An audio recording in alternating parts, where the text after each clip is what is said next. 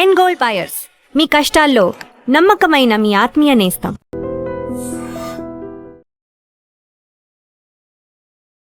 బోనాల పండుగ యొక్క అసలు చరిత్ర ఏమిటి? ఎక్కడి నుంచి స్టార్ట్ అయింది? దక్షిణాయన పుణ్యకాలంలో వర్షాలు, వాతావరణం శీతలంగా ఉండడం, చలి ఇవన్నీ పెరగడం వలన శరీరము రోగగ్రస్తం అవుతుంది. ఈ irrespective of caste and creed,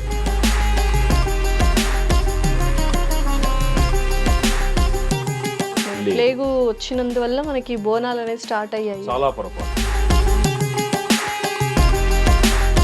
గ్రామదేవత ఆరాధన అనేది మనకి. అయితే ఒకప్పుడు బోనాలు ఎలా జరిగేవి, ఇప్పుడు ఎలా జరుగుతున్నాయి, ఇందులో ఏమైనా అవకతవకలు జరుగుతున్నాయి? నిజానికి 90% మంది దేవుడి దగ్గరికి వెళుతున్న వారు భక్తితో కంటే కూడా భయంతో వెళుతున్నారు. అక్షర సత్యం. పోతురాజులు ఎక్కువగా చూస్తుంటాం బోనాల టైంలో మనము. పోతురాజు గారి యొక్క ప్రత్యేకత ఏమిటి? ఆగమార్థంతు దేవానాం గమనార్థంతు రాక్షసాము కురు ఘంటారవంతత్ర దేవతాహ్వాన లాంఛనం అని మంత్రం. ఆ ఘంటానాదం ద్వారా నెగిటివ్ ఎనర్జీని పోగొట్టేటువంటి సమర్థవంతమైన థీరీ పోతురాజు చేస్తుంది. బోనాల టైంలో పూనకాలు వస్తూ ఉంటాయి చాలా మంది. అది ఆధ్యాత్మికమా లేక మానసిక స్థితినా? Every expression has a meaning. Psychologist వాళ్ళు ఏమంటారంటే ఇది ఒక హిస్టరీక్ అప్రోచ్ అని అంటారు. మరి అక్కడికి వెళ్ళినటువంటి 10,000 మందో 15,000 మందో 1,000 మందో 2,000 మందో అందరికీ ఎందుకు రావట్లా? బోనాల సమయంలో జరిగే రంగం కూడా దీనికి సంబంధించింది. There were some experiments happened on this. వాళ్ళు ఆ స్థితిలో ఎలా ఉన్నారో కనుక్కుందుకు చాలా ప్రయోగాలు చేశారు. ఆషాఢ మాసం గురించి, బోనాల గురించి ఇప్పుడున్న యంగ్స్టర్స్కి ఏమైనా చెప్పాలనుకుంటున్నారు? మన పెద్దవాళ్ళు చెప్పిందంతా చాదస్తము అని కొట్టిపారేయకుండా అందులో ఉన్నటువంటి సూక్ష్మాన్ని గ్రహించి మీరు ఆ ఆచరణను మీరు ఆచరించటం వలన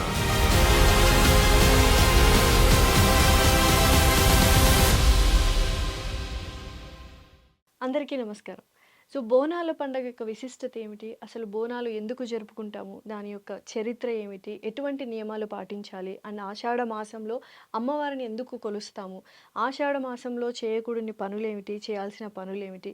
ఇలాంటివి ప్రతి ఒక్కటి చాలా డీటెయిల్డ్గా ఈ ఇంటర్వ్యూలో మాట్లాడబోతున్నాం. సో ఈ విషయాలన్నింటి గురించి చాలా క్లుప్తంగా వివరించడానికి మనతో పాటు ఉన్నారు హరితస ధార్మిక సేవా సంస్థ వ్యవస్థాపకులు బ్రహ్మశ్రీ సూర్యకిరణ్ శర్మ మల్లాది గారు. నమస్కారం గురువుగారు. శ్రీరామరక్ష. ఎలా ఉన్నారు? బాగున్నాను. సో ఇంకా చాలా బాగున్నాను, బేసిక్గా ఉన్నాను. పరమేశ్వరి. సో బోనాల గురించి, ఆషాఢం మాసం గురించి ఇవాళ మనం చర్చించబోతున్నాం sir. So first of all బోనాల పండుగ యొక్క అసలు చరిత్ర ఏమిటి? ఎక్కడి నుంచి స్టార్ట్ అయింది ఈ బోనాలు అనేది? చాలా క్లిష్టమైన పరిస్థితి. 2 మాటల్లో అడిగేసినటువంటి చాలా పెద్ద ప్రశ్న ఇది. అంతేనా? ఓకే. బోనాలు అనేటువంటిది ఒక సాంప్రదాయం. ఈ సాంప్రదాయము మన సనాతన ధర్మములో ఉన్నటువంటి యూనిటీకి చిహ్నంగా చెప్పాలి. అవకాశం వస్తే స్టేజ్లు ఎక్కేటువంటి కుహనా మేధావులు అంటరానితనం అని ఇంకోటని చాలా మాట్లాడుతూ సనాతన ధర్మాన్ని కించపరుస్తూ ఉంటారు. నిజానికి ప్రతి ధర్మంలోనూ కొన్ని అద్భుతాలు ఉన్నాయి, కొన్ని లోపాలు ఉన్నాయి. ఇది మనం గుర్తుపెట్టుకోవాలి. లోపాలు ఉన్నవి ప్రాంతీయమే తప్ప ధర్మంలో ఎక్కడా లేవు. ఇది చాలా జాగ్రత్తగా గమనిస్తే ధర్మం యొక్క గొప్పతనం ఏమిటో తెలుస్తుంది. ఈ రోజుకి కూడా కొన్ని ప్రాంతాలలో పరువు హత్యలు జరుగుతూనే ఉన్నాయి. దాన్ని ధర్మానికి ఎలా ఆపాదిస్తారు? వ్యక్తిగతం అది, అతని అహంకారానికి, లేకపోతే అక్కడ ఉన్నటువంటి ప్రాంతీయ ఆచారానికి. అది అలాని ఇతర మతాల్లో లేవా అంటే ఏమో బోల్డన్ ఉన్నాయి, మనకు తెలియదు, బయటికి రాలేదేమో. వాటిని తెలియకుండా దీంట్లోనే ఉంది అనేటువంటి ప్రాపగాండా చేయడం తప్పు. ఎందుకంటే సనాతన ధర్మము యొక్క గొప్పతనము మనకి వేదంలో ఎక్కడా కూడా నాకు ఇది కావాలి అనేటువంటి మాట లేదు. అందుకనే ఈశ్వరుణ్ణి మీరు కొలిచేటప్పుడు బ్రహ్మాండ వ్యాప్త దేహ భజత హిమరుచా భాసమానా భుజంగై కంఠే కాళా కపర్దా కలిత శశికళాశ్చండ కోదండ హస్తా త్రియక్షా రుద్రాక్షమాలా శశికలిత కోదండ హస్తా అని అంటూ విభవ నహ ప్రయచ్చంతు సౌఖ్యం అంటాం. ఇక్కడ చూడండి, చాలా విశేషం. అంత శ్లోకాన్ని చదివాం, ఈశ్వరుణ్ణి వర్ణించాం, బ్రహ్మాండ వ్యాప్త దేహ అంటూ వర్ణిస్తూ ఆఖరిలో ఏమంటున్నాం? విభవ నహ ప్రయచ్చంతు సౌఖ్యం. వైభవాన్ని సౌఖ్యాన్ని ప్రయచ్ఛంతు ఇవ్వవయ్యా. ఎవరికి? నాకా? నహ. నహ అంటే మా అందరికీ. ఓకే. ఆ ఒక్క శబ్దం నహ అనే శబ్దం ఉంది చూసారా, అద్భుతం. అందరికీ. అందరికీ కావాలి. ఉమ్. అర్థమైందా? అలాగే రుద్ర నమ్మకం చమకం చదివారనుకోండి, శంచమే ప్రియశ్చమే కామంచమే అనుకామశ్చమే సౌమనసశ్చమే అంటున్నాం. ఆ మే మే మే అంటున్నాం. అదంతా ఏమిటి? మే అంటే నా కోసమా? మా మాకు. కోసం. వేదము యొక్క అంటే మనం అంత సూక్ష్మంగా వెళ్ళక్కర్లా, మనం చదువుతున్న మంత్రాల్లోనే మనకు తెలిసిపోతోంది. వేదం ఎక్కడా కూడా, సనాతన ధర్మం ఎక్కడా కూడా వ్యక్తిగతము కాదు, సామాజిక హితము. అవునా? ఇప్పుడు బోనాలు, ఈ బోనాలు అనేటువంటిది అచ్చ తెలుగు పదం. ఇది అంతే అంటారు. అచ్చ తెలుగు తెలుగు పదం. పదం. దేనికి ఇది వికృతి అంటే భోజనాలకి వికృతి. ఓకే. భోజనముకి వికృతి బోనము. ప్రకృతి భోజనము, వికృతి బోనము. అర్థమైందా? ఈ బోనం ఎవరికి? అమ్మవారికా? అమ్మవారి. అమ్మవారు వచ్చి తింటుందా?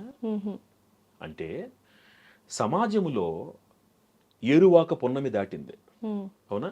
ఏరువాక పున్నమి దాటి ఆషాఢమాసం వచ్చి రైతులు పంటలు వేసుకుంటూ మళ్ళీ తమ యొక్క కార్యకలాపాలని ప్రారంభిస్తూ చక్కగా అందరూ సామూహికంగా ఆరోగ్యంగా ఉండడానికి కావలసినటువంటి ఒక ప్రాతిపదిక కోసం.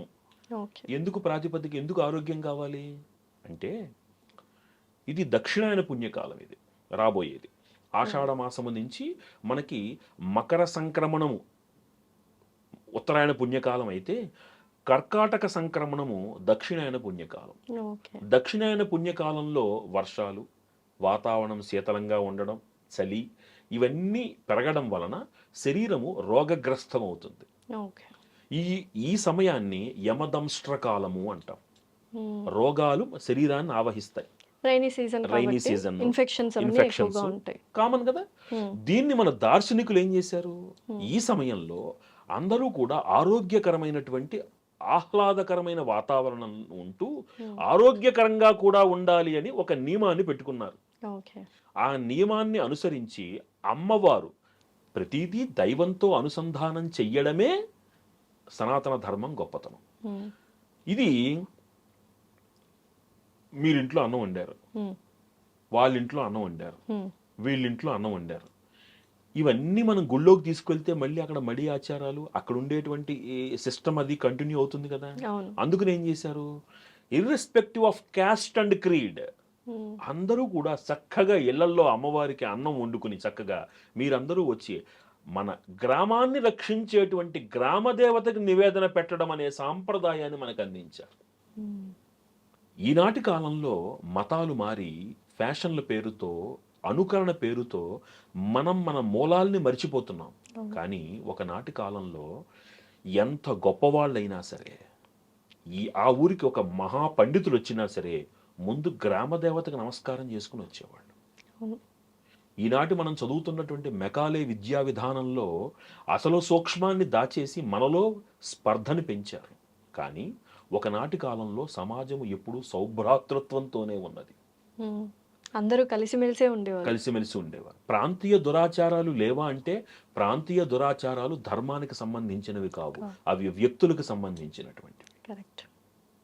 అది ఇలా చెయ్యండి అని ఒకరైనా చెప్పిందా? అలా చెయ్యండి అని చెప్పుండుంటే అన్ని చోట్ల జరగాలి కాదు. ఎందుకు జరగాల? కొన్ని చోట్ల ఎందుకు జరిగింది? ప్రాంతీయతను ధర్మానికి ఆపాదించకూడదు. ఒకనాటి కాలంలో ఇలా ఈ బోనాలు అనే ప్రక్రియ ద్వారా గ్రామ దేవతని మనం సంతుష్టిపరుస్తూ, మీరు గమనిస్తే ఈనాటికి కూడా ప్రతి బ్రాహ్మణ కుటుంబము నియమంగా ఉగాది రోజున, సంక్రాంతి రోజున, ఇలాంటి పర్వదినాలలో ముందు గ్రామదేవతకు నివేదన పెట్టడము అనేటువంటిది ఈనాటికి నడుస్తుంది. ఈనాటికి ఊర్లలో జరుగుతున్నాయి ఇప్పటికీ. మిగతా వాళ్ళు ఏం చేస్తారు? వాళ్ళు అన్నం వండి చక్కగా అమ్మవారికి నివేదన పెట్టి అక్కడ పెడతారు. వీళ్ళు అమ్మవారికి నివేదనగా తీసుకుని ఆ ఊళ్ళో ఉన్నటువంటి ఆ గ్రామదేవత పురోహితులు ఉంటారు, వాళ్ళకి అందిస్తారు. వీళ్ళు వాళ్ళకి వస్త్రాలు పెట్టి వాళ్ళకి నివేదన అందించి పంపిస్తారు. ఎక్కడుంది మనలో అంటరాంతరం చెప్పండి? ఎక్కడుంది అంటరానితనం? ఇలాంటి అపోహలతోటి మన వ్యవస్థని మనం దూరం చేసుకోకూడదు. ఒక గ్రాటిట్యూడ్ మనం అబ్సల్యూట్లీ. అందుకనే ఇప్పుడు మనకి నడిచే దైవంగా భాసిల్లినటువంటి పరమాచార్య స్వామి వారు కంచికామకోటి పీఠానికి 68వ పీఠాధిపతి చంద్రశేఖరేంద్ర సరస్వతి మహాస్వామి వారు కూడా గ్రామదేవత విషయంలో చాలా స్పష్టంగా చెప్పారు. గ్రామదేవత పూజ జరగవలసినదే. అది ఉత్కృష్టమైనటువంటి ఒక మహత్తరమైన శక్తి ఆ గ్రామాన్ని అంతటినీ రక్షిస్తుంది.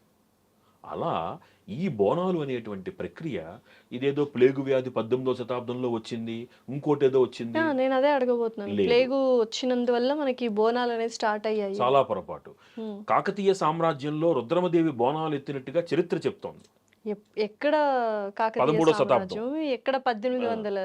కాబట్టి ఇది మనకి ప్రమాణవాక్యంగా మనకి కొన్ని ఆగమ గ్రంథాలలో కూడా ఉన్నాయి దీని గురించి.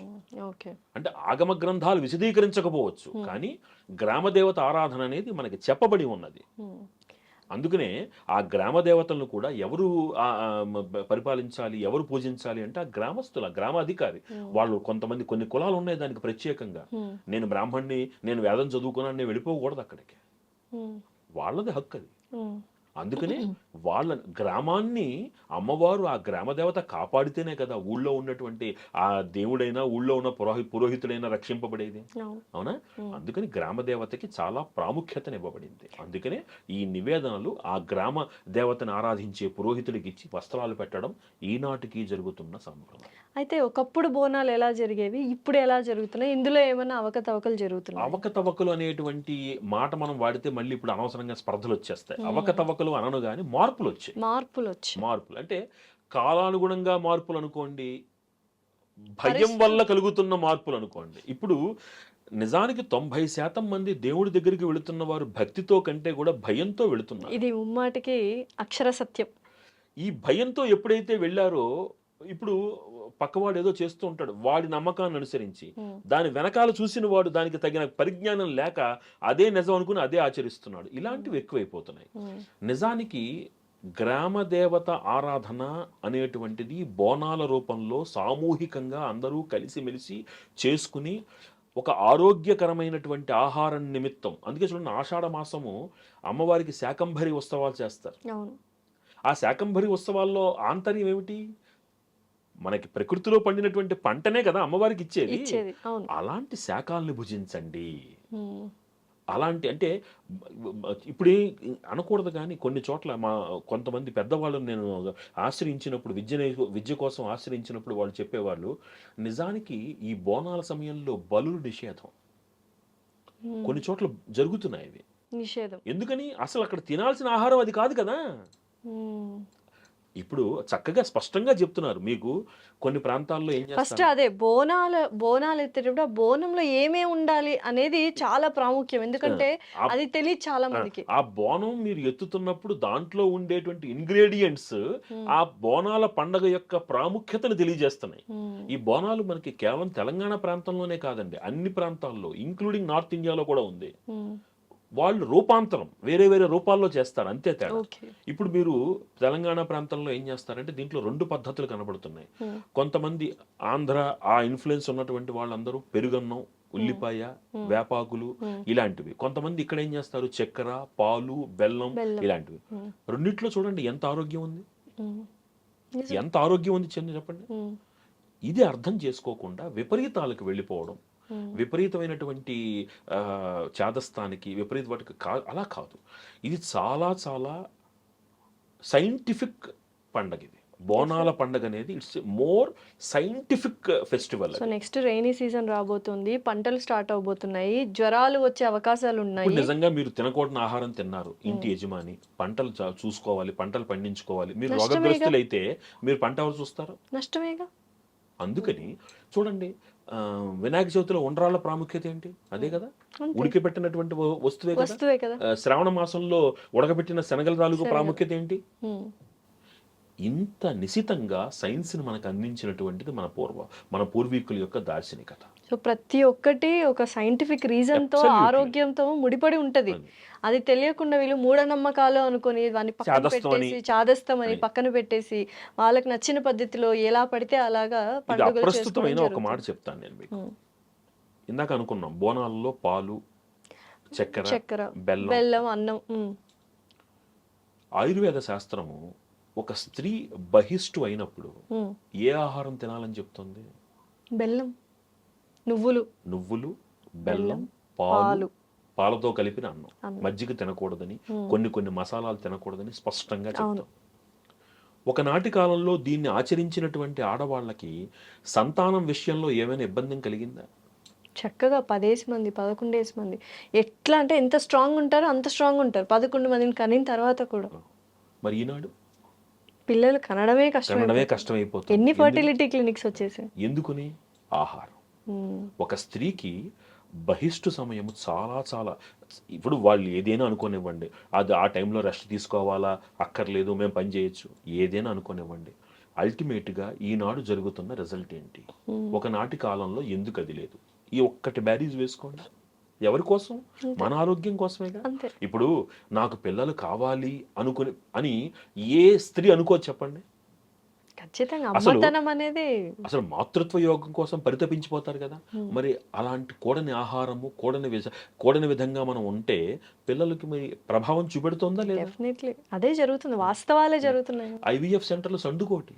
ఉమ్. ఒకప్పుడు ఒకటి ఉంటే పెద్ద గొప్పది. గొప్ప. మరి ఈనాడు అంటే ఈనాడు బోనాల్లో అమ్మవారికి పెడుతున్నటువంటి ఆహారము మనలో రెసిస్టెన్స్ పవర్ని పెంచి రోగాల బారిన మనం పడకుండా కాపాడే మహత్తరమైనటువంటి దివ్య ఔషధ గుణాలు కలిగిన ఆహారం.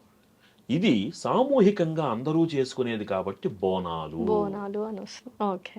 ఇది నా ఇంటి వరకే పరిమితం కాదు, అందరం సామూహికంగా కలిసికట్టుగా. సో అందులో ఇంగ్రీడియంట్స్ ఏవైనా ఉండొచ్చు మీరు చెప్పినట్టు. అంతే, సామూహికంగా చక్కగా అందరం కలిసి చేసుకున్నాం. ఏ ఆహారం తింటున్నారు? అక్కడ నివేదన పెట్టింది తింటున్నాం. ఆ నివేదనలో ఉండేది ఏంటి? అయితే పెరుగన్నం ఉంటుంది, లేదా పాలన్నం ఉంటుంది. అందులో ఎంత పాజిటివ్ ఎనర్జీ ఉంటుంది. లేదా పొలగం ఉంటుంది. పొలగంలో ఉంటుంది, మిరియం ఉంటుంది, పెసరపప్పు ఉంటుంది. అవునా? మిరియం ఏం చేస్తుంది? మిరియం లోపల ఉండేటువంటి ఇన్ఫ్లమేషన్ ఒకటి. రెండోది దాన్ని ఏమంటారు, ఇంటెస్టైనల్ ఇన్ఫెక్షన్ తగ్గిస్తుంది. ఇంటెస్టైనల్, మీరు అందుకే చూడండి పూర్తిగా క్లీన్ చేస్తుంది. అందుకనే ఒకనాటి కాలంలో వాస్కోడిగామా లేకపోతే వీళ్ళు పశ్చిమ దేశీయులు మనకి మిరపకాయలు తీసుకొచ్చేంత వరకు మనం కారం రూపంలో ఏం వాడేవాళ్ళం? బ్లాక్ పెప్పర్ వాడేవాళ్ళం. ఎంత అద్భుతమైన సైన్స్ అండి. డెఫినెట్లీ. అవునా?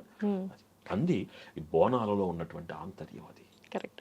సో ఇప్పుడు పోతురాజులు ఎక్కువగా చూస్తుంటాం బోనాల టైంలో మనము. అసలు వాటి యొక్క ప్రత్యేకత ఏమిటి? పోతురాజు గారి యొక్క ప్రత్యేకత ఏమిటి? అసలు ఏంటి అందులో ఉన్న సైంటిఫిక్ రీజన్స్ ఏమైనా ఉన్నాయా? లేకపోతే ఆహ్లాదకరం కోసమా? లేకపోతే ఒక రౌద్రము ఇలా? ఏదైనా పూజ చేసినప్పుడు మీరు ఒక మంత్రం చెప్తారు. ఉత్తిష్టంతు భూత పిశాచాః ఏతే భూమి భారకాః ఏతేషాం అవిరోధేన బ్రహ్మకర్మ సమారభే. ఈ మంత్రం చెప్తారు. ఆ తర్వాత మీతో ముక్కు పట్టుకోండి అంటారు పూజ. అవునా? దీని అర్థం ఏమిటి అంటే, ఒక సత్కార్యం జరుగుతోందనుకోండి, ఒక సత్కార్యం జరిగినప్పుడు సృష్టిలో ఉన్నటువంటి నెగటివ్ ఎనర్జీస్ ఆ సత్కార్యం దగ్గరికి వచ్చి ఆ పాజిటివ్ ఎనర్జీ లాక్కుందికి వస్తాయి, శక్తివంతం అవ్వడానికి, ఇంకా మరింత శక్తివంతం అవ్వడానికి. మనం ఏం చేస్తాం? ఏతేషాం, అలాంటివన్నీ కూడా అవిరోధేన, నేను చేస్తున్నటువంటి సత్కార్యానికి ఏ విధమైనటువంటి ఆటంకము కలిగించకుండా నాకు ఈ బ్రహ్మకర్మ చక్కగా జరిగేట్టుగా కాపాడండి స్వామి అని ప్రార్థిస్తాం. అది మామూలు పూజలో మనం చేసేటువంటి. ఈ పోతురాజు పాత్ర కూడా అదే. ఓకే. సో నెగటివ్ ఎనర్జీస్ ఏమైనా వస్తుంటే పారద్రోలుతూ ఉంటారు. అతను పోతురాజు స్వరూపాన్ని చూడండి ఎంత సిస్టమేటిక్గా ఉంటుందో. బోనం ఎత్తే వాళ్ళని చూడండి ఎంత సిస్టమేటిక్గా ఉంటుందో. ఏమనుకుంటున్నారు? ఆ మహాతుల్లో అలా పైకి ఎత్తుకురావడం అంటే మాటలు అనుకుంటున్నారా? ఏమండి? పసుపు వాళ్ళు రాసుకుంటారు, కాళ్ళకి గజ్జెలు, ఆగమార్థంతు దేవానాం గమనార్థంతు రాక్షసాం కురు ఘంటారవంతత్ర దేవతాహ్వాన లాంఛనం అని మంత్రం. ఒక్క ఘంటానాదం మనం ఇంట్లో పూజ చేసినప్పుడు కనుక ఘంటానాదం చేస్తే నెగిటివ్ ఎనర్జీస్ పోతాయి. అందుకనే ఆలయంలో మీకు ఘంటానాదం పెడతారు. ఆ ఘంటానాదం ద్వారా నెగిటివ్ ఎనర్జీని పోగొట్టేటువంటి సమర్థవంతమైన థీరీ పోతురాజు చేస్తున్నాడు. He's the protector. అంత విశిష్టత ఉంది. అయ్యో అద్భుతం అండి. అంటే ఇప్పుడంటే దానికి వాళ్ళు రకరకాల రూపాలు చేసేసి ఏవో చేస్తున్నారు, అది కాదు. యాక్చువల్గా అక్కడ ఏంటంటే పోతురాజు ఆ గ్రామ దేవతా స్వరూపంలో ఉన్నటువంటి అమ్మవారికి సోదరుడు అని ఒక నమ్మకం. సో ఆ గెటప్ ఇప్పుడు ఏదైతే వేస్తున్నారో అదంతా కూడా కరెక్టే. అదంతా కరెక్టే. వాళ్ళు చక్కగా పసుపు రాసుకుంటారు, ఇచ్చేస్తారు, ఆ కొరడా తోటి వాళ్ళు శబ్దాలు చేస్తారు, కాళ్ళకి గజ్జెలు కడతారు. ఇవంతా నెగిటివ్ ఎనర్జీ పోయి వెనకాలుస్తున్నటువంటి స్త్రీమూర్తులు వాళ్ళకి ప్రొటెక్టర్గా ఉండేటువంటి వ్యక్తి పోతురాజు. ఓకే. సమర్థవంతమైనటువంటి దండనాయకుడి కింద లెక్క అనమాట పోతురాజు అంత విశిష్టత ఉంది చాలా పోతురాజు. చాలా. అందుకని పోతురాజుగా నియమింపబడతారు జనాలు, పోతురాజుగా నియమింపబడతారు జనాలు. సో అది సిస్టమేటిక్ సైన్స్ ఉంది దాంట్లో, దాని వెనకాల మంత్రార్థాలు కూడా ఉన్నాయి మనకి. Everything is scientific, everything it's a perfect combination. Combination. మీరు ఒక్కళ్ళు వెళ్తున్నారు అనుకోండి, మిమ్మల్ని ఒక్కళ్ళు మీ వారు పంపించేస్తారా? మీ ముందు ఆయన ఉంటారు, అవునా? లేదా మీ అన్నయ్య ఉంటారు, మీ నాన్నగారు ఉంటారు. ఎవరు ఎందుకు ఉంటారు? వాళ్ళు దే ప్రొటెక్షన్స్, అంతేనా? అలా బోనాలు ఎత్తుతున్నటువంటి స్త్రీమూర్తులకి అండగా ఉండేటువంటి సోదర భావం కలిగినటువంటి వాడు పోతురాజు. అక్కడ it is not only physical protection, natural protection, protection from the evils from the nature. అరే ఇంకొక సత్కార్యం జరుగుతుంది, అందుకనే చూడండి దాని మీద మనం వేప కొమ్మలు పెడతాం. అద్భుతమైనటువంటి పాజిటివ్ ఎనర్జీ, అవునా? ఇది పోతురాజులో ఉన్నటువంటి మహాత్మ్యం. ఇది సూపర్. సో గురుగారు, పోతురాజు లేకుండా బోనాలు ఎత్తడం అనేది అసంభవం, ఎత్తకూడదు. అంతే. ఇదంతా కాంబినేషన్ అమ్మాయి, ఇదొక కాంబినేషన్, ఇదొక ఫ్యామిలీ. అది ఫ్యామిలీ. ఆ అమ్మవారి యొక్క సోదరుడిగా అతన్ని భావిస్తూ ఆ అమ్మవారి దగ్గరికి బోనాలు క్షేమంగా తీసుకువెళ్ళడం అనేటువంటి సాంప్రదాయంలో నడుస్తోంది అది. సో పోతరాజు చాలా ఇంపార్టెంట్, ముఖ్యమైనటువంటి పాత్ర పోషించేటువంటి వ్యక్తి. బోనాల టైంలో అమ్మవారు ఆవహిస్తూ ఉంటారు, అంటే పూనకాలు వస్తూ ఉంటాయి చాలా మందికి. అది ఆధ్యాత్మికమా లేక మానసిక స్థితినా? దీనికి సమాధానం ఒక చిన్న విషయం చెప్తాను. మీరు ఏదైనా చాలా కాలం నుంచి ఎదురు చూస్తున్నటువంటి ఒక మంచి కార్యం కోసం లేదా ఒక మంచి పని కోసం చేసినప్పుడు మీరు అది సాధించిన తర్వాత అన్ఎక్స్పెక్టెడ్గా మీ కళ్ళలో నీళ్లు తిరుగుతాయి. ఎమరేట్ ఆర్ నాట్? మనం వాటికి ఆనంద బాష్పాలు అని పేరు పెట్టుకుంటాం. అది మానసికమా ప్రాకృతికమా? అది రెండూను ఎక్కువగా. అంటే మీరు ఎంత మనస్సులో దాన్ని ఇన్వాల్వ్ చేసుకున్నారో దాని ఫలితాన్ని బట్టి మీకు రిజల్ట్ అలా వచ్చింది. అంతే. మీరు చాలా ఈగర్గా వెయిట్ చేస్తున్నారు, ఒక పని కావాలి, ఈ పని అయితే బాగుంటుంది. ఆ పని అవ్వగానే ఒక్కసారి ఆనందంగా కన్నీళ్ళు వచ్చేస్తాయి. లేదు, ఒక్కోసారి తిరుమల తిరుపతి దేవస్థానం, విజయవాడ దుర్గాదేవి, ఇంకొకటో అమ్మవారి దగ్గరికి వెళ్ళగానే ఒక్కసారి చూడగానే కన్నీళ్ళు వచ్చేస్తాయి. ఎందుకు వస్తాయంటే మనస్సులో అమ్మవారిని అంతలాగా మీరు స్వీకరించిన తర్వాత ఒక్కసారి ఆ దర్శనం అవ్వగానే అలౌకికమైనటువంటి ఆనందం కలుగుతుంది. Every expression has a meaning. Every expression has a deep meaning. 100%. అది చాలా మంది ఇది హిస్టీరిక్ సైకాలజిస్ట్ వాళ్ళు ఏమంటారంటే ఇది ఒక హిస్టీరిక్ అప్రోచ్ అని అంటారు. మరి అక్కడికి వెళ్ళినటువంటి 10,000 మందో 15,000 మందో 1,000 మందో 2,000 మందో అందరికీ ఎందుకు రావట్లా? కొంతమంది ఎక్కువగా అమ్మవారి అనుగ్రహం కావాలని అంతలా లీనం చేసుకుంటారు అమ్మవారిని. అంతలా లీనం చేసుకుని అందులో తామే వారిగా మారిపోయేటువంటి ఒక పరిస్థితిలోకి వెళ్తారు వాళ్ళు. అక్కడ వాళ్ళలో ఒక హిస్టీరిక్ ఆనందం అనమాట. అది ఒక క్రేజీ, అంటే ఒక రకమైనటువంటి ఆనందం. అది వాళ్ళు పొందేటువంటి ఆ స్థితి ఉన్మత్త స్థితి అంటాం మనం. ఉన్మత్త స్థితి. ఈ ఉన్మత్త స్థితిలో ఎవరుంటారట? దత్తాత్రేయులు వారు ఉంటారట. అర్థమైందా? ఉన్మత్త స్థితిలో ఉంటారు వాళ్ళు. అంటే ఆ క్షణంలో అక్కడ ఏం జరిగింది అనేటువంటిది వాళ్ళకి తెలియదు. They are omnipresent only. Physical గా ఉంటున్నారు, పక్కన ఎవరున్నారు ఏమీ తెలియదు. సడన్ గా వాళ్ళల్లో ఉన్నటువంటి ఆ వ్యక్తి ఆ మానసికమైనటువంటి ఆనందము వాళ్ళని ఆ హిస్టీరిక్ స్టేట్ లోకి తీసుకువెళుతుంది. అది ఉన్మత్త స్థితి. అందులో అలౌకికమైనటువంటి ఆనందానుభూతిని, ఆ భగవంతుడితోటి సాన్నిధ్యాన్ని వాళ్ళు పొందుతారు వాళ్ళు. ఇది కేవలము మానసికము అని అనుకుంటే అక్కడ ఉండేటువంటి అందరికీ రావాలి. ఇది దానిలో ఉన్నటువంటి పరిపూర్ణతను ఆస్వాదించిన కొంతమందికి మాత్రమే జరుగుతుంది. They involve themselves. చాలామంది ఏమనుకుంటారంటే, ఏమండి బ్రాహ్మణులు చాలా గొప్పవాళ్ళండి, వాళ్ళు వేదాలు చదువుకున్నారు, అది చదువుకున్నారు, ఇది చదువుకున్నారు అంటారు. ఏమండి ఒక విషయం చెప్పండి, ఈశ్వరుడి దర్శనం కోసం కర్నూలు నుంచి శ్రీశైలం వరకు కాలిబాటన అడవుల్లో నడిచి వెళుతూ శివా శివయ్య శివయ్య అనుకుంటూ వెళ్ళేటువంటి వాళ్ళ భక్తి ముందు వీళ్ళ భక్తి ఏం పనిచేస్తుంది? కరెక్టే అవునా చెప్పారు. కదా? వీళ్ళ భక్తిని కాదనలేం, వీళ్ళు వీళ్ళ పంధాలు, మరి వాళ్ళ భక్తిని ఎలా కాదంటారు? అంటే వేదం చదువుకోనంత మాత్రాన వాడి భక్తి కాదా? అలౌకికమైన భక్తి వాడిది. అందుకనే ఆనాడు తిన్నడు పచ్చి మాంసం తీసుకొచ్చిన ఈశ్వరుడు స్వీకరించాడు. స్వీకరించారు. కాబట్టి భక్తికి కొలమానము జ్ఞానము కాదు. నేను ఇంత జ్ఞానిని కాబట్టి నాకు అంత భక్తి ఉండదు. అలా అయితే కంపల్సరీ ఇది ఆధ్యాత్మిక ఇది as a state of affairs. ఇతను చదువుకున్నవాడు, మేధావి, అతను చదువుకోకపోయి ఉండొచ్చు కాక, కానీ వాడు కూడా జ్ఞాని అయి ఉండొచ్చు, చెప్పలేం. అలా అంతటి ఆధ్యాత్మిక ఉన్నతితోటి అక్కడ భగవంతుణ్ణి మనస్సులో నిలబెట్టుకున్నటువంటి వ్యక్తికి కలిగే శారీరక మానసిక మార్పుని అది మానసిక ప్రకోపంగా కొట్టిపారేయడానికి వీలు లేదు. అది ఒక ఉన్మత్త స్థితి ఆధ్యాత్మికతలో, అది ఒక సూచిక. మళ్ళీ బయట ఉన్నప్పుడు ఎప్పుడు రాదు, ఆ టైంలో ఆ సిచ్యువేషన్ లోనే వస్తుంది. ఎందుకంటే అంతలా అమ్మవారు నింపుకున్నారు, అమ్మవారిని కొలుసుకుంటున్నారు. అంతే నా తల్లి, నా అమ్మవారు అని అనుకుంటున్నారు. ఆ నా అనుకోవడంలో ఆనందం పెళ్ళిబుగిపోతుంది. ఏమీ తెలియని స్థితిలోకి వెళతారు. అక్కడ అమ్మవారితో అలౌకిక ఆనందానుభూతిని పొందుతారు. మళ్ళీ నార్మల్గా వస్తారు.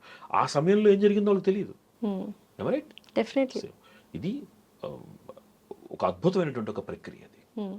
అని అలా అని ప్రతిరోజు రమ్మంటే రాదు మళ్ళీ. అవును, ఆ సిచ్యువేషన్స్.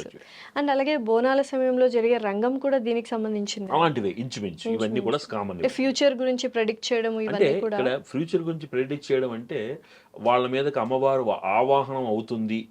ఓకే, ఆవాహనం అయిన తర్వాత భవిష్యత్తులో ఏం జరగబోతుంది, తనకేం కావాలి అనేటువంటి ఒక ప్రక్రియని మనం కొట్టిపారేయలేం. ఇప్పుడు అది కొట్టిపారేసామనుకోండి, మీరు నిజంగానే కొట్టిపారేశారనుకోండి, ఈ అన్ని మతాలలో ఉన్నటువంటి విశ్వాసము ఒక్కసారి కొట్టుకుపోతుంది. నిజమే. మీరు ఒక సాయిబు దగ్గరికి వెళ్తారు, తాయెత్తు కట్టించుకుని కొంతమంది దృష్టి దోషం అండి, కొంతమంది క్రిస్టియన్స్ దగ్గరికి వెళ్ళి హోలీ వాటర్ ఇస్తారు, స్పిరిట్స్ ఉంటాయి కాబట్టి అన్నట్టు. మన హిందూ వచ్చేసరికి ఏదైనా గుడికి వెళ్ళి తావీజు కట్టించుకుంటాడు. ఇవన్నీ నిజమైనప్పుడు అది నిజం. అంతే. ఇది మతాలకు అతీతం. ఇదంతా మీరు కట్టించుకునే తావీజో ఇంకోటో లేకపోతే ఈ రక్షో ఇది నిజమైతే అక్కడ అమ్మవారు పలికించే మాట నిజం. ఎందుకంటే వీటికి ప్రమాణాలు ఉన్నాయి మనకి. అంతే చెప్పాను ఇందాక మీతోటి. స్ప్లిట్ పర్సనాలిటీ అని సైకాలజీలో ఒక మాట వాడతాం మనం. అలౌకికమైనటువంటి ఆనందంలో వాళ్ళు ఉన్నటువంటి స్థితిని విస్మరించి ఇంకొక స్థితిలోకి వెళుతున్నారు, ఒక సూపర్ న్యాచురల్ స్టేజ్లోకి వెళుతున్నారు వాళ్ళు. అక్కడ వాళ్ళు పడుగుతున్నటువంటి మాట అది భవిష్యత్తా లేకపోతే ఇంకోట అంటే కొన్ని ప్రయోగాలు కూడా దీని మీద చేయడం జరిగింది. 1986 if I'm not wrong, 1963 if I'm not wrong, there were some experiments happened on this. వాళ్ళు ఆ స్థితిలో ఎలా ఉన్నారో కనుక్కుందుకు చాలా ప్రయోగాలు చేశారు. వాళ్ళు స్పృహలో లేరు అన్నది నిరూపణ అయ్యింది అప్పుడు అసలు. కాబట్టి వాటిని కొట్టిపారేయాలి. ఈ నమ్మకం నిజమైనప్పుడు అది నమ్మకం నిజమే. అది అయితే ఈ బోనాల సమయంలో ఎటువంటి నియమాలు మనం కంపల్సరీ పాటించాలి, ఇది చేయకూడని విషయాలు ఏమైనా ఉన్నాయా? బోనాల సమయంలో దయచేసి జంతు బలులకు ప్రేరేపణ చెయ్యకండి. ఆ సమయంలో జంతు బలులు ఇవ్వాలి అని ఎక్కడా చెప్పబడలేదు. మీరు పురాణం దాకా మన చరిత్ర చదివితే అర్థమవుతుంది. 2, ద కాన్సెప్ట్ ఆఫ్ బోనాలు అనేది మన ఆరోగ్యం కోసం. అలాంటప్పుడు మీరు అలాంటి ఆహారం తీసుకోవడం, అలాంటి ఆహారం అమ్మవారికి ఎలా పెడతారు? కరెక్ట్. మీరు ఇప్పుడు ఒక చిన్న ఎగ్జాంపుల్, ఒక మాట అడుగుతాను నేను. మొన్నటి అన్నం ఇంట్లో ఉంది, పాడైపోయింది, అది దేవుడికి నివేదన పెడతారా? ఎందుకు పెట్టరు? అది అన్నమేగా, పాడైపోయింది కదా. మనం తినది అమ్మవారికి పెడతామా? పెట్టకూడదు కదా. మనల్ని తినద్దు అని చెప్తున్నటువంటి ఆహారం అమ్మవారికి ఎలా పెడతాం మనం? అక్కడ మీరు గ్రామ దేవతని మాత్రమే చూస్తున్నారు, నేను దాంట్లో అమ్మవారిని చూస్తున్నాను. ఈ రోజున హైదరాబాదుని కాపాడుతున్నటువంటి ఇంతమంది, ఆ పెద్దమ్మ తల్లి, మహంకాళమ్మ, వీళ్ళందరూ ఎవరు? వీళ్ళు అమ్మవారి స్వరూపాలు. నాకు నా తల్లి దైవంతో సమానం, మీకు మీ తల్లి దైవంతో సమానం. రూపాలు వేరు, తత్వం ఒకటే. మీరు అది గమనిస్తే కూడని పనులు చేయకండి. చాదస్తంగా మార్చకండి, మూఢ నమ్మకాలకు వెళ్ళకండి. కరెక్ట్. అర్థమైందా మీకు? దాన్ని మన పెద్దవాళ్ళు, మీ పూర్వీకులు ఎలా చేశారో అలా చేయండి. వాళ్ళు ఎటువంటి చేదస్థానికి వెళ్ళలేదు. ఎటువంటి బలులు కూడా ఇవ్వలేదు. అలాంటి తప్పది. మనం తినని ఆహారం అమ్మవారికి ఎలా పెడతాం? ఉమ్, మనల్ని తినద్దు అని శాస్త్రం చెప్తోంది. ఎందుకని? ఈ సమయంలో మీరు ఎంత ఆరోగ్యంగా ఉంటే, మీ జీవన శైలి ఎంత ఆరోగ్యకరంగా ఉంటే మనం అంత ఆరోగ్యంగా ఉంటాం. దక్షిణాయన పుణ్యపథం అంతా ఇలాగే ఉంటుంది. ఇదే సమయంలో, ఈ ఆషాఢ మాసంలో వచ్చేటువంటి ఈ సమయంలోనే జగద్గురువులు, యతీంద్రులు వాళ్ళు చాతుర్మాస్య వ్రతాన్ని స్వీకరిస్తారు. వాళ్ళు ఉమ్, ఎక్కడికి వెళ్ళరు, ఆరోగ్యకరమైన ఆహారం తింటారు, శాకములు తింటారు, పేలాల పిండి తింటారు. ఉమ్. అర్థమైందా మీకు? ఇవన్నీ ఎందుకు అంటే మనల్ని మనం ఆరోగ్యంగా ఉంచుకోవడానికి. అయితే ఆషాఢ మాసం గురించి ఇప్పుడు మాట్లాడుకున్నట్లయితే, ఆషాఢ మాసంలో కొత్త పనులు ఏవి తలపెట్టకూడదు అంటారు, పెళ్ళిళ్ళు చేయకూడదు అంటారు. అవును. దీనికి కారణం ఏమిటి? అంటే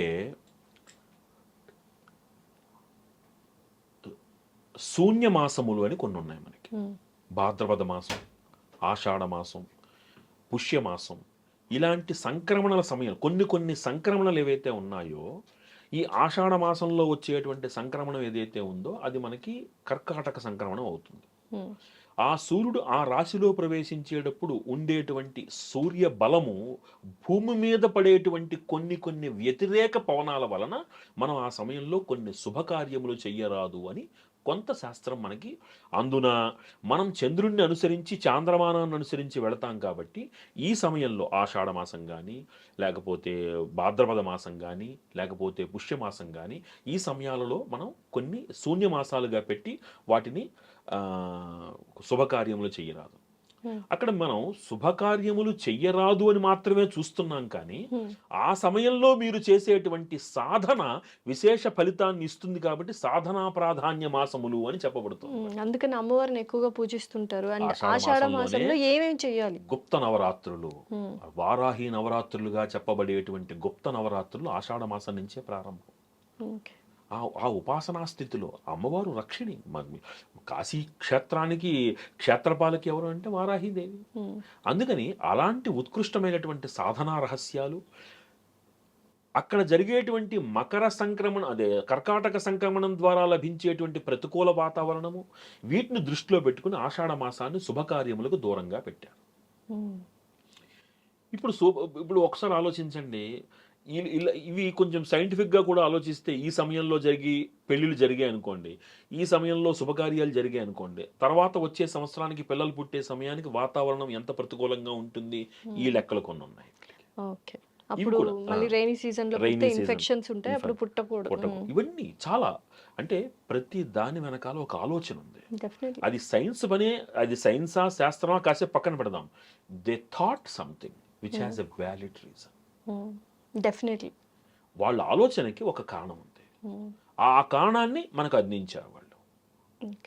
సో కాబట్టి ఆషాఢ మాసము ప్రాకృతికంగా జరిగేటువంటి కొన్ని మార్పుల వలన వాటిని శూన్యమాసాలుగా మనకు ప్రకటించారు. కాబట్టి శుభకార్యములు చెయ్యొద్దు అన్నప్పటికీ సాధనాపరమైనటువంటి రహస్యాల్ని మనకు అదే సమయంలో కూడా అందించారు. అదే శాకంబరి ఉత్సవం అమ్మవారికి, అదే గుప్త నవరాత్రులు. కొన్ని చోట్ల గుప్త నవరాత్రులు 9 రోజులు చేస్తారు, కొన్ని రోజులు 15 రోజులు చేస్తారు, కొన్ని రోజులు మాసం అంతా చేస్తారు. సో అయితే సామాన్యులు ఆషాఢ మాసంలో అమ్మవారిని ధ్యానించడం కానీ, అమ్మవారిని పూజలు చేయడం శ్రేష్టం, చాలా శ్రేష్టం. చాద్యమాసం కదా అని ఇంట్లో కూర్చోక్కర్లు, అలా కాదు. ఇప్పుడు ఎంత అమ్మవారిని ఎక్కువ కొలుస్తారో అంత అద్భుతమైన ఫలితాలు ఉంటాయి ఫ్యూచర్ లో. అయితే గోరింటాకు పెట్టుకోవాలి అంటారు ఆషాఢ మాసం. ఎందుకు? అంతే, మళ్ళీ చలవ చేస్తుంది అని. చలవ చేస్తున్నారు. గోరింటాకులో ఉన్నటువంటి అద్భుతమైనటువంటి ఔషధ గుణాలు మీ గోళ్ళని పాడవనివ్వవు. ఓకే. ఇన్ఫెక్షన్స్, ఫంగస్ రాదు మీకు. ఇప్పుడు చిన్న ఎగ్జాంపుల్ చెప్తాను. కాలికి మెట్టెలు పెట్టుకున్నటువంటి స్త్రీ, ఓకే, కాళ్ళకి మెట్టెలు పెట్టుకోనటువంటి స్త్రీ, ఈ ఇద్దరిని జాగ్రత్తగా గమనించండి. ఎవరి కాళ్ళకి ఫంగస్ పడుతుంది? మెట్టెలు పెట్టుకొని స్త్రీ, బికాస్ సిల్వర్ యాడ్స్ హెల్త్. ఇది అంతే. నీళ్ళల్లో పనిచేస్తారు, వర్షాకాలం ఇవి. సో ఈ చేతికి పెట్టుకునే గోరింటాకు మనమేమో సౌభాగ్య సూచిక ఆడపిల్లలకి అని అంటాం. మగవాళ్ళు కూడా గోరింటాకు తప్పనిసరిగా పెట్టుకోవాలని శాస్త్రం చెప్తాం. అవును, అప్పట్లో చాలా మంది పెట్టుకునేవాళ్ళు. పెళ్ళిళ్ళు ఎస్పెషల్లీ పెళ్లి కొడుకులు కూడా పెళ్లి కొడుకులు పెట్టుకునే కాళ్ళకు పారాణి పెట్టుకునేవాళ్ళు, ఇవన్నీ దేనికి? ఆరోగ్యం కోసం. ఉపవాసాలు చేస్తే ఎటువంటి ప్రయోజనాలు ఉంటాయి ఆషాఢ మాసంలో? అసలు ఉపవాసం అనేటువంటిది చెయ్యరాదు. ఫస్ట్ ఆఫ్ ఆల్ ఎందుకు ఉపవాసం? ఉపవాసం కారణం లేకుండా ఉపవాసం చేయకూడదు. అసలు ఒక గృహిణికి, స్త్రీకి ఉపవాస నియమమే లేదుగా అసలు. అవునా? కానీ మంచిదిగా ఆరోగ్యానికి ఉపవాసం, అందుకే మన వాళ్ళు పెట్టారు ఉపవాసం అనేది. ఇంట్లో పిల్లల్ని, అటు మొగుడిని, ఏమండి, ఇంట్లో అత్తగారిని, ఇటు మామగారిని, ఇంటి పనులు చేసుకుంటూ సాకుకుంటూ ఉపవాసం ఉండి సడన్గా కళ్ళు తిరిగి పడిపోతే అందులో ఉపవాసాలు ఓన్లీ గృహిణిలే ఉంటున్నారు, ఆడవాళ్ళే ఎక్కువగా ఉంటున్నారు. అసలు స్త్రీకి, ఇక్కడ ఆడ అనే పదం మనం వాడకూడదు, స్త్రీకి ఉపవాస నియమము లేదు. ఇంకా స్పష్టంగా చెప్తున్నాను, ప్రేక్షకులు మరి దాన్ని తప్పుగా తీసుకుంటారో లేకపోతే దాన్ని అర్థం చేసుకుంటారో, ఈ సమయంలో, ఈనాటి కాలంలో ఇష్టం వచ్చినట్లు తలస్నానాలు చేస్తున్నారు. స్త్రీకి బుధ శనివారాలు మాత్రమే తలస్నానం చేయాలనే నియమం కూడా ఉంది శాస్త్రం. ఎప్పుడు పడితే అప్పుడు తలస్నానం చేయకూడదు. నేను ఈరోజు పూజ చేసుకుంటున్నాను కదా అని పుచ్చుక్కుని తలస్నానం చేసేస్తున్నారు, చేయకూడదు. స్త్రీ శరీర నిర్మాణము చాలా విశిష్టముగా జరిగింది.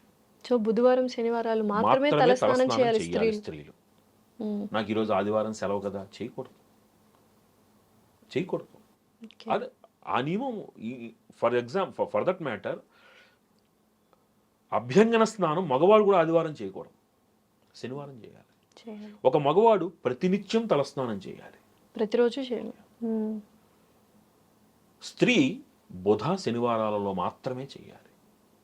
పుసుక్కున ఈరోజు పూజ చేసుకున్నాం తలస్నానం చేస్తారు, పండుగల టైంలో కూడా, పండుగ రోజు అంటే పండగ, ఇప్పుడు నరక చతుర్దశి ఇంకొక పండగ, అప్పుడు చేయండి.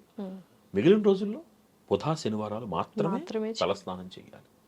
శరీర నిర్మాణ వ్యవస్థలో కొన్ని మీరు తట్టుకోలేనటువంటి కొన్ని ప్రాతిపదికలు ఉంటాయి. ఆడవాళ్ళు సున్నితంగా ఉంటారు కాబట్టి వాళ్ళు ఇష్టం వచ్చినట్టు తలస్నానాలు చేసేయకూడదు.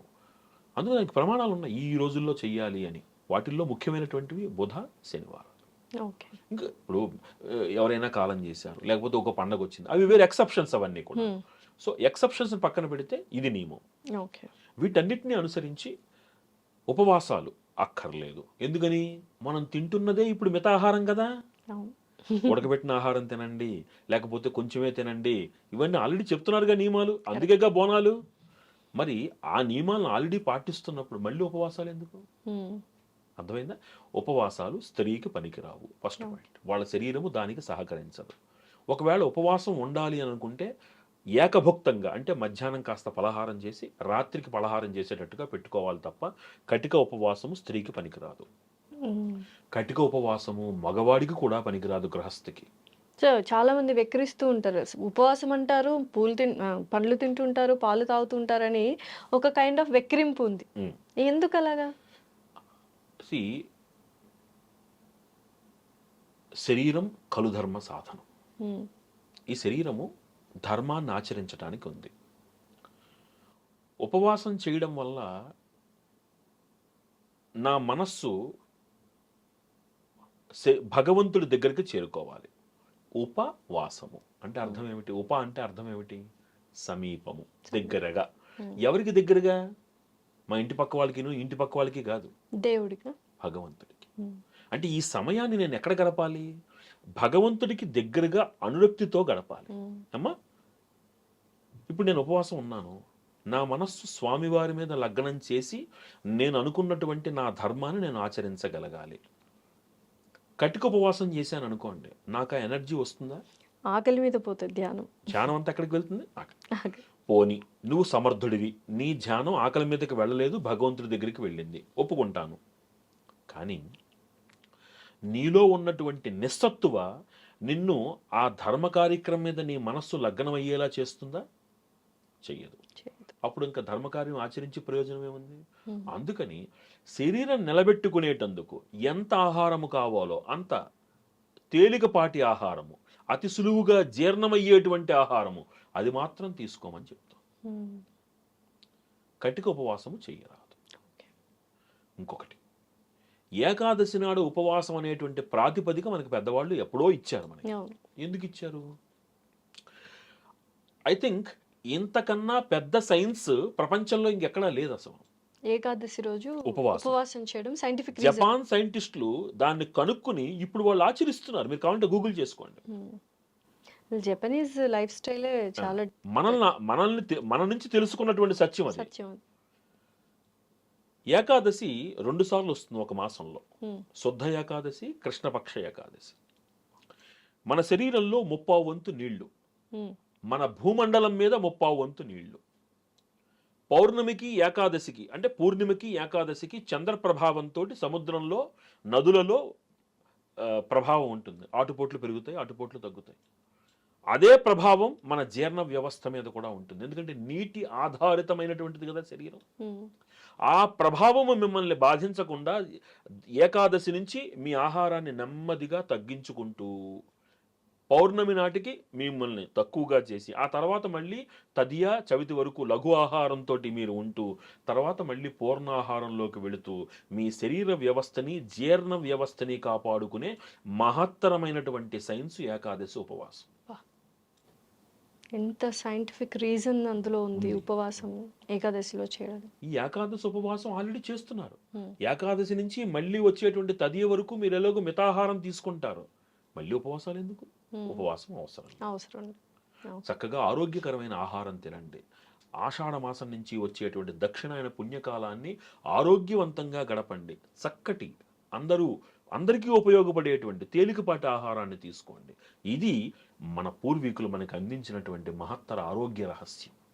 సార్, చివరిగా ఆషాఢ మాసం గురించి, బోనాల గురించి ఇప్పుడున్న యంగ్స్టర్స్కి ఏమైనా చెప్పాలనుకుంటున్నారు?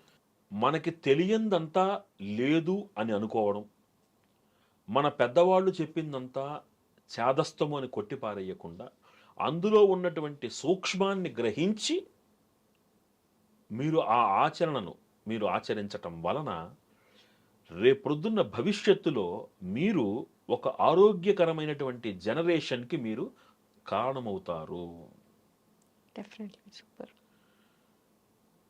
ఈ రోజున మన ఆహారము పిజ్జా, బర్గర్, కూల్ డ్రింక్స్ వీటితోటి మీరు మీలో ఉండేటువంటి చైతన్య వ్యవస్థను నిర్వీర్యం చేస్తున్నారు. Please understand.